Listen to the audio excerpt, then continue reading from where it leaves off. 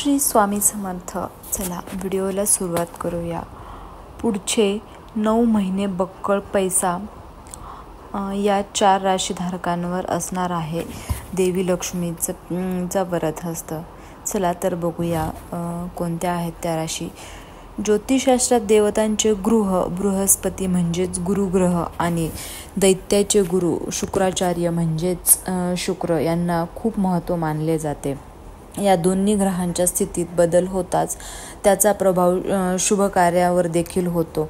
या दोन्ही ग्रहांचा अस्त्य होण्याने मंगल कार्य थांबवली जातात. ज्योतिषशास्त्रानुसार शुक्राचा 28 एप्रिल रोजी सकाळी 5:57 मेष राशीत हस्त झाला होता.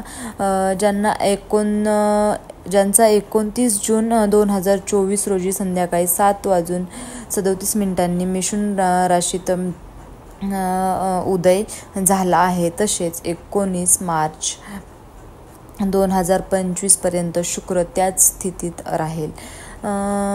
शुक्र ग्रहाला भौतिक सुख, धन, ऐश्वर्य आणि सौंदर्य अशा आकर्षणाचा कारक ग्रह मानले जाते. त्यामुळे जेव्हा कुंडली शुक्र मजबूत स्थितीत असतो तेव्हा त्या कुंडलीच्या व्यक्तीला आयुष्यात कधीही आर्थिक अडचण भासत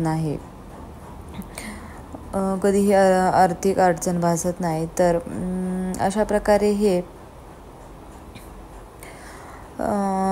ग्रह शुक्र मजबूत तुमचा तेव्हाच होईल जेव्हा ते ज्योतिषशास्त्रानुसार तो टायमिंग दिलेला आहे.